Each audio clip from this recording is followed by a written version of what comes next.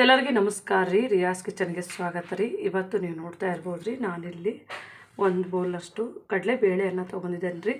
ವಿಶೇಷವಾಗಿ ಯುಗಾದಿ ಹಬ್ಬಕ್ಕೆ ತುಂಬ ಸುಲಭವಾದಂಥ ವಿಧಾನನ ಮಾಡೋಣ. ತುಂಬ ಸುಲಭವಾದಂಥ ವಿಧಾನದಲ್ಲಿ ನಮ್ಮ ಚಾನಲ್ ಯಾರು ಹೊಸ ಸಬ್ಸ್ಕ್ರೈಬ್ ಮಾಡಿದ್ದೀರಿ ನಿಮ್ಮೆಲ್ಲರಿಗೂ ಧನ್ಯವಾದಗಳು ರೀ. ಯಾರು ನಮ್ಮ ವಿಡಿಯೋನ ನೋಡ್ತಾ ಇದ್ದೀರಿ ಸಬ್ಸ್ಕ್ರೈಬ್ ಮಾಡಿ, ಲೈಕ್ ಮಾಡಿ, ಶೇರ್ ಮಾಡಿ. ಎಲ್ಲರಿಗೂ ಯುಗಾದಿ ಹಬ್ಬದ ಶುಭಾಶಯಗಳು. ಇವಾಗ ನೋಡ್ರಿ, ಇಲ್ಲಿ ನಾನು ಕುಕ್ಕರ್ ತೊಗೊಂಡಿದ್ದೇನೆ, 1 ಕಪ್ಪು ಬೇಳೆಯನ್ನು ಹಾಕ್ಕೊಂಡಿದ್ದೇನೆ. ಇವಾಗ ನೋಡ್ಬೋದು ರೀ, ನಾನು ಇಲ್ಲಿ ಇನ್ನೊಂದು ಅರ್ಧ ಕಪ್ ತೊಗೊಂಡಿದ್ದೇನೆ. ಇದನ್ನು ಬೇಳೆಯನ್ನು ಇದಕ್ಕೇ ಹಾಕ್ಕೊಳ್ಳೋಣ. ಇವಾಗ ನಾನು ಒಂದೆರಡು ಸರ್ತಿ ಬೇಳೆಯನ್ನು ತೊಳ್ಕೊಂಡಿದ್ದೇನೆ ರೀ. ಇದಕ್ಕೇ ನೋಡ್ರಿ, ನಾವೊಂದು 5 ಕಪ್ ನೀರನ್ನು ಹಾಕ್ಕೊಳ್ಳೋಣ. ಇವಾಗ ಇದು ನಾನು 2ನೇ ಕಪ್ಪನ್ನು ಹಾಕ್ತಾಯಿದ್ದೇನೆ ರೀ. ಇವಾಗ ನೋಡ್ರಿ, ಇದನ್ನು 3 ಕಪ್, ಇದು ನೋಡ್ರಿ, ಈಗ 5 ಕಪ್ ನೀರನ್ನು ನಾನು ಹಾಕ್ಕೊಂಡಿದ್ದೇನೆ. ಇವಾಗ ಇದಕ್ಕೇ ನೋಡ್ರಿ, ನಾವು ಸ್ವಲ್ಪನೇ ಒಂದು 2 ಟೇಬಲ್ ಸ್ಪೂನಷ್ಟು ಆಯಿಲ್ ಹಾಕ್ಕೊಳ್ಳೋಣ. ಇವಾಗ ಇದಕ್ಕೆ ನೋಡ್ರಿ, ಒಂದು ಚೂರು ಅರಿಶಿನ, ಜಾಸ್ತಿ ಇಲ್ಲ, ಸ್ವಲ್ಪ. ಇವಾಗ ನಾನು ಸ್ಟವನ್ನು ಹಚ್ಕೊಂಡಿದ್ದೇನೆ ರೀ. ಇವಾಗ ನಾವು ಕುಕ್ಕರ್ಲಿ ಕ್ಲೋಸ್ ಮಾಡೋಣ. ಇವಾಗ ಬೇಳೆ ನೋಡ್ರಿ, ಒಂದು 4 ವಿಜಿಲ್ ಮಾಡ್ಕೊಂಡ್ರೆ ಸಾಕು. ಇವಾಗ ನೋಡ್ರಿ, ಹಿಟ್ಟು ಕಲಸೋಣ. ನಾನಿಲ್ಲಿ 1 ಕಪ್ಪು ಮೈದಾ ಹಿಟ್ಟನ್ನು ತೊಗೊಂಡಿದ್ದೇನೆ ರೀ. ಹಿಟ್ಟನ್ನು ಹಾಕೋತಾ ಇದ್ದೀನಿ ರೀ, 1 ಕಪ್ಪು. ಇದಕ್ಕೇ ನೋಡ್ರಿ, ಗೋಧಿ ಹಿಟ್ಟನ್ನು 1 ಕಪ್ ತೊಗೊಂಡಿದ್ದೀನಿ. 1 ಕಪ್ ಮೈದಾ, 1 ಕಪ್ಪು ಗೋಧಿ ಹಿಟ್ಟನ್ನು ತೊಗೊಂಡಿದ್ದೀನಿ. ಯಾರು ಹಾಕ್ಕೊಳ್ಳೋರು ರವೆಯನ್ನು ಹಾಕೋತಾರ್ರಿ, ಹಾಕೋಬೋದು ರವೆ ಹಾಕೊಳ್ಳೋರು. ನಾನಿಟ್ಟು ಮನೆಗೆ ಗೋಧಿ ಹಿಟ್ಟನ್ನು ಮಿಕ್ಸ್ ಮಾಡಿದ್ದೇನೆ. ಇವಾಗ ನೋಡ್ರಿ, ನಾವು ಇದಕ್ಕೇ ಸ್ವಲ್ಪ ರುಚಿಗೆ ತಕ್ಕಷ್ಟು ಉಪ್ಪು ಹಾಕಬೇಕು. ಹಿಟ್ಟಿಗೆ ನೋಡ್ಬೋದು ರೀ, 2 ಟೇಬಲ್ ಸ್ಪೂನಷ್ಟು ಆಯಿಲನ್ನು ಹಾಕೋತಾ ಇದ್ದೇನೆ. ಇವಾಗ ನೋಡ್ಬೋದು ರೀ, ನಾನಿಲ್ಲಿ 1 ಬೌಲ್ ನೀರನ್ನು ಇಟ್ಕೊಂಡಿದ್ದೇನೆ. ಇವಾಗ ಇದಕ್ಕೆ ನೋಡಿರಿ, ಸ್ವಲ್ಪ ಆವಾಗ ಸ್ವಲ್ಪನೇ ನಾವು ನೀರು ಹಾಕೊಂಡು ನೋಡ್ರಿ, ಚೆನ್ನಾಗಿ ಇದನ್ನು ಕಲಿಸ್ಕೋಬೇಕ್ರಿ. ನಾನು ಅಳತೆಯನ್ನು ತೊಗೊಂಡಿದ್ದೇನೆ ರೀ. ಸ್ವಲ್ಪ ನಮಗೆ ಲೂಸೇ ಇರಬೇಕು ಕಣಕ. ಇವಾಗ ನೋಡ್ಬೋದು ರೀ, ನಾನು ಹಿಟ್ಟನ್ನು ಸ್ವಲ್ಪ ನಾವು ಸ್ವಲ್ಪ ಲೂಸಾಗಿ ಕಲಿಸ್ಕೊಂಡು ಇಟ್ಕೋಬೇಕು. 1 ಕಪ್ ನೀರಿನಲ್ಲಿ ನಾನು ಇದನ್ನು 1 ಕಪ್ ನೀರು ಅಂದರೆ 1 ಕಪ್ನಲ್ಲಿ 1 ಕಪ್ ಅಷ್ಟೇ ಹೋಗಿರೋದು. ಇದಿಷ್ಟು ನನಗೆ ಈಗ ಹದವಾಗಿದೆ ರೀ. ಅಂದರೆ ಇದು ರೆಸ್ಟ್ ಮಾಡೋಕ್ಕೆ ಒಂದು 10 ರಿಂದ 15 ನಿಮಿಷಗಳ ಕಾಲ ಬಿಡಬೇಕು ರೀ. ಈಗ ಚೆನ್ನಾಗಿ ಕಲಿಸ್ಕೊಬೇಕಾಗತ್ತೆ ರೀ. ಮತ್ತು ನಾವು ಸ್ವಲ್ಪನೇ ಮೇಲೆ ಎಣ್ಣೆ ಈ ಥರನೇ ನೋಡಿರಿ, ಚೆನ್ನಾಗಿ ನಾವು ಎಣ್ಣೆಯನ್ನು ಈ ಥರ ಹಚ್ಕೊಂಡ್ಬಿಟ್ರಿ. ಕೈಗೆ ಅಂದರೆ ಸ್ವಲ್ಪ ಹಿಟ್ಟು ಸ್ಮೂತ್ನೂ ಆಗುತ್ತೆ ರೀ. ಇದನ್ನು ನಾನು ಇಲ್ಲೇ ಇಟ್ಕೊತೀನಿ ರೀ. ಸ್ವಲ್ಪನೇ ತಪ್ಪಲೆಯನ್ನು ಮುಚ್ಚಿ ಇಡೋಣ. ನೋಡಿರಿ, ನಮ್ಮದು 4 ವಿಜಿಲ್ ಆಗಿದೆ. ಇವಾಗ ಸ್ವಲ್ಪ ನಾವು ಇದನ್ನು ಸ್ವಲ್ಪನೇ ಮಾಡ್ಕೊಂಡಿದ್ದೇವೆ ರೀ. ಇದನ್ನು ಕುಕ್ಕರನ್ನು ಓಪನ್ ಮಾಡಿ ನೋಡ್ಬೋದು ರೀ, ನಮ್ಮದು ಬೇಳೆ ಬೆಂದಿದೆ. ಇವಾಗ ನೋಡ್ಬೋದು ರೀ, ನಮ್ಮದು ಬೇಳೆ ನೋಡ್ಬೋದು, ನಮ್ಮದು ಚೆನ್ನಾಗಿ ಈ ಥರ ಚೆನ್ನಾಗಿ ಬೇಳೆ. ಇವಾಗ ಇದ್ರೊಳಗೆ ನೋಡ್ರಿ, ನಾವು ಎಲ್ಲವನ್ನು ಸಾಡಿಸ್ಕೋಬೇಕು ರೀ. ನಮಗೆ ಬೇಳೆ ಬಂದಿದೆ. ಇವಾಗ ನೋಡ್ರಿ, ನಾವು ಇದನ್ನು ನೀರೆಲ್ಲ ಹೋಗ್ಬೇಕು ರೀ. ಅಂದರೆ ಇದರೊಳಗೆ ನೀರಿನ ಅಂಶ ಏನೂ ಇರಬಾರ್ದು. ಹಾಗಾಗಿ ನೀರನ್ನು ನಾನು ಈ ಥರ ಇವಾಗ ನೋಡ್ಬೋದು ರೀ, ತುಂಬ ಈಸಿ. ನಾನು ಇಲ್ಲೊಂದು ಪಾತ್ರೆ ಇಟ್ಕೊಂಡಿದ್ದೇನೆ ಮತ್ತು ಜಾಲರಿಯನ್ನು ಇಟ್ಕೊಂಡಿದ್ದೇನೆ. ಇದು ಸ್ವಲ್ಪ ಬಿಸಿ ಇದ್ದಾಗೇ ನೋಡಿರಿ, ನಾವು 1 ಸ್ಪೂನ್ 2 ಸ್ಪೂನ್ ನಾವು ಇದನ್ನು ಈ ಥರನೇ ಮಸಿಬೇಕು ರೀ. ಅಂದರೆ ನಮಗೆ ಇದು ಸ್ವಲ್ಪ ಬಿಸಿ ಇರ್ತದೆ ನೋಡಿರಿ, ತುಂಬ ಬೇಗನೆ ನಮಗೆ ಇದು ಹೂರಣ ಚೆನ್ನಾಗಿ ರೆಡಿ ಆಗುತ್ತೆ.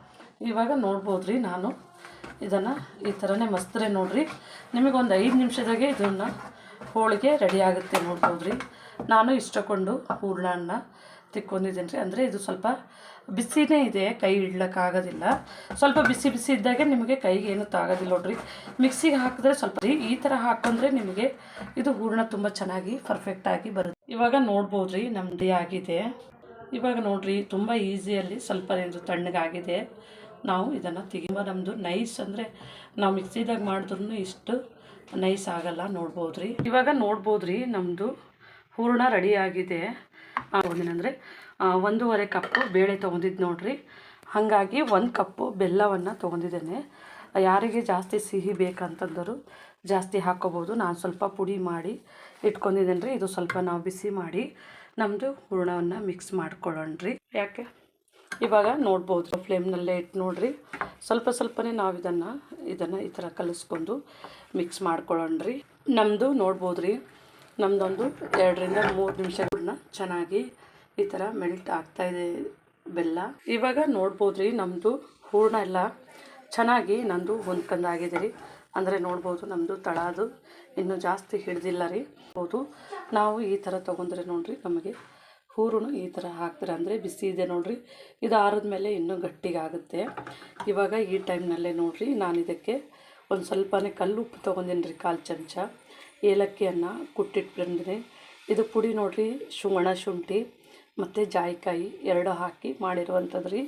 ಇದನ್ನು ಇದರೊಳಗೆ ಸೇರಿಸ್ತಾ ಇದ್ದೀನಿ. ಹೋಳಿಗೆ ತುಂಬ ಟೇಸ್ಟಾಗಿ ಬರುತ್ತೆ ರೀ. ಇದನ್ನು ಹಾಕಿ ಚೆನ್ನಾಗಿ ಮಿಕ್ಸ್ ಮಾಡಬೇಕು ರೀ ಇನ್ನೊಂದು 2 ನಿಮಿಷಗಳ ಕಾಲ. ಇವಾಗ ನಮ್ಮದು ನೋಡ್ಬೋದು ರೀ ಹೂರಣ ಆವಾಗಿನಕಿನಲ್ಲೂ ನಮ್ಮದು ಸ್ವಲ್ಪ ಚೆನ್ನಾಗಿ ಇದು ನೋಡ್ಬೋದು ರೀ. ನಮ್ಮದು ಈ ಥರ ತೊಗೊಂಡ್ರೆ ಈ ಥರ ಹಾಕಿದ್ರೆ ನೋಡಿರಿ ಈ ಥರ ಬೀಳ್ಬೇಕು ರೀ. ಅಂದರೆ ನಮಗೆ ಇವಾಗ ರೆಡಿಯಾಗಿದೆ. ನಾನು ಸ್ಟವನ್ನು ಆಫ್ ಮಾಡ್ತಾ ಇದ್ದೀನಿ ರೀ.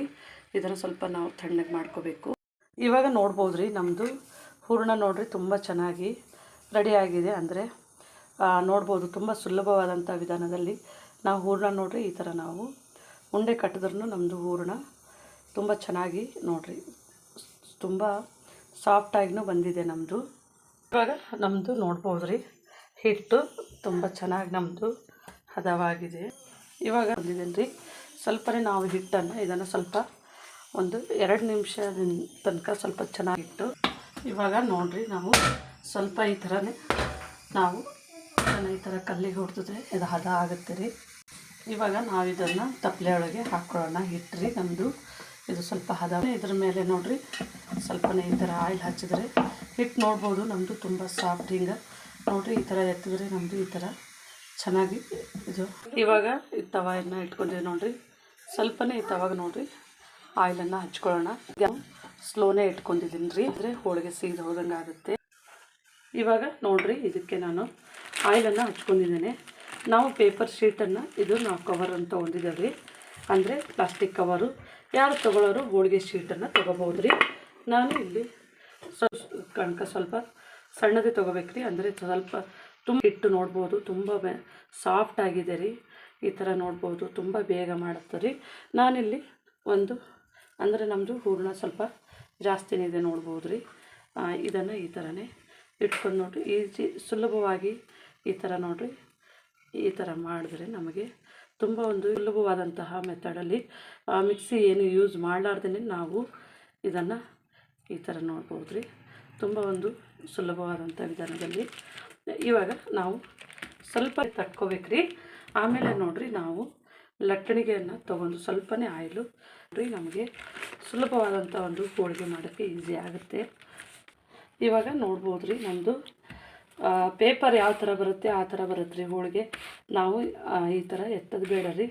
ಈ ಥರ ಜಸ್ಟ್ ನಾವು ಸರಿಸ್ಬಿಟ್ಟು ಈ ಥರನೇ ನೋಡ್ಬೋದು ಹೋಳಿಗೆ ನಮಗೆ ಸುಲಭವಾದಂಥ ವಿಧಾನದಲ್ಲಿ ತುಂಬ ಒಂದು ಈಸಿಯಾಗಿ ಮಾಡುವಂಥದ್ದು ರೀ. ಇವಾಗ ನಮ್ಮದು ಹೋಳಿಗೆ ಇದು ರೆಡಿ ಆಗಿದೆ. ಇವಾಗ ನಮ್ಮದು ತವ ಬಿಸಿ ಆಗಿದೆ ರೀ.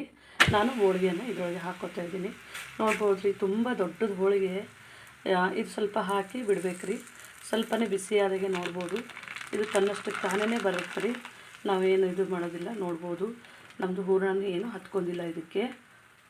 ಇವಾಗ ನೋಡ್ಬೋದು ರೀ ನಮ್ಮದು ಹೋಳಿಗೆನ ಚೆನ್ನಾಗಿ ಉಟ್ಕೊಂಡು ಬರ್ತಾಯಿದೆ ರೀ. ಈ ಥರನೇ ನಾನು ಕೈಲಿಂತ ತೆಗೆದು ಹಾಕ್ತೀನಿ ನೋಡ್ಬೋದು ರೀ. ನೋಡ್ಬೋದು ನಮ್ಮದು ಹೋಳಿಗೆ ಚೆನ್ನಾಗಿ ಊದ್ಕೊಂಡು ಬರ್ತಾಯಿದೆ ರೀ. ಇಲ್ಲಿ ನೋಡ್ಬೋದು ರೀ ಸ್ವಲ್ಪನೇ ನಾನು ಮೇಲ್ಗಡೆ ಆಯಿಲ್ ಈ ಥರನೇ ಅಪ್ಲೈ ಮಾಡ್ತಾಯಿದ್ದೀನಿ. ಗೋಧಿ ಹಿಟ್ಟಿನಲ್ಲಿ ಇಷ್ಟು ಸುಲಭವಾಗಿ ಹೋಳಿಗೆ ಮಾಡ್ಬೋದು ರೀ. ಇವಾಗ ನೋಡ್ಬೋದು ರೀ ನಾನು ಇನ್ನೊಂದನ್ನು ಮಾಡ್ತಾಯಿದ್ದೇನೆ. ತುಂಬ ಇನ್ನೂ ಮಾಡಬೇಕಂತ ನಂಗೆ ಮನಸ್ಸು ಬರೋದು. ಈ ಥರನೇ ನೀವು ಮನೆಯಲ್ಲಿ ಯಾರು ಹೋಳಿಗೆ ಬರಲ್ಲ ಅಂತಂದು ಇವಾಗ ನೋಡ್ಬೋದು ರೆಡಿ ಆಗಿದೆ ರೀ. ನಾನು ಇದನ್ನು ಈ ಥರನೇ ಟರ್ನ್ ಮಾಡಿ ಹಾಕ್ಕೊಂಡಿದ್ದೇನೆ. ನೋಡ್ಬೋದು ನಮ್ಮದಿದು ಹೋಳಿಗೆ ರೆಡಿ ಆಗಿದೆ. ಇವಾಗ ನೋಡ್ಬೋದು ನಮ್ಮದು ಈ ಥರ ನಾನು ಹೋಳಿಗೆಯನ್ನು ತಿರುಗಿಸಿದ್ದೀನಿ ರೀ. ಅಂದರೆ ಇದನ್ನು ಈ ಥರನೇ ನಾವು ಮಡ್ಚ್ಕೊಳ್ಳೋಣ ರೀ. ನೋಡ್ಬೋದು ತುಂಬ ಒಂದು ಸುಲಭವಾದ ವಿಧಾನದಲ್ಲಿ ಇವಾಗ ನಮ್ಮದು ಹೋಳಿಗೆ ನೋಡ್ಬೋದು ರೀ ತುಂಬ ಚೆನ್ನಾಗಿ ನಮ್ಮದು ಈ ಥರನೇ ಮತ್ತು ಒಡ್ಕೊಂಡಿಲ್ಲ ಮತ್ತು ಸೀಳಿಲ್ಲ ರೀ. ತೆಗೆದಿಡ್ತಾ ಇದ್ದೇನೆ ನೋಡಿರಿ. ನಮ್ಮದು ಹೋಳಿಗೆ ಪೂರಿ ಯಾವ ಥರ ಉಬ್ಬುತ್ತೆ ಆ ಥರ ಊದ್ಕೊಂಡು ಬಂದಿದೆ ನಮ್ಮ ಹೋಳಿಗೆ. ನಾವು ಈ ಕಡೆ ಟರ್ನ್ ಮಾಡಿ ಹಾಕ್ಕೊಂಡಿದ್ದೇವೆ ನೋಡ್ಬೋದು ರೀ. ಇದಕ್ಕೇ ಒಂದು ಸ್ವಲ್ಪನೇ ನಾವು ಆಯಿಲನ್ನು ಅಪ್ಲೈ ಮಾಡೋಣ ರೀ. ತುಂಬ ಒಂದು ಚೆನ್ನಾಗಿ ಬಂದಿದೆ ನಮ್ಮದು ಹೋಳಿಗೆ. ಇವಾಗ ನೋಡ್ಬೋದು ರೀ ನಮ್ಮದು ಹೋಳಿಗೆ ರೆಡಿ ಆಗಿದೆ. ಅಂದರೆ ನಾನು ಇಲ್ಲೊಂದು 4 ಹೋಳಿಗೆಯನ್ನು ಮಾಡಿದ್ದೀನಿ ರೀ. ನೋಡ್ಬೋದು ತುಂಬ ಒಂದು ಸುಲಭವಾದಂಥ ವಿಧಾನದಲ್ಲಿ ಮಾಡಿದ್ದೇನೆ. ನೀವು ಮನೆಯಲ್ಲಿ ಒಂದು ಸತಿ ಟ್ರೈ ಮಾಡಿ ನೋಡಿರಿ. ನಮ್ಮ ಚಾನಲ್ ಸಬ್ಸ್ಕ್ರೈಬ್ ಮಾಡಿ, ಲೈಕ್ ಮಾಡಿ, ಶೇರ್ ಮಾಡಿ. ನಮ್ಮ ವಿಡಿಯೋನ ನೋಡಿದ್ದಕ್ಕಾಗಿ ಧನ್ಯವಾದಗಳು.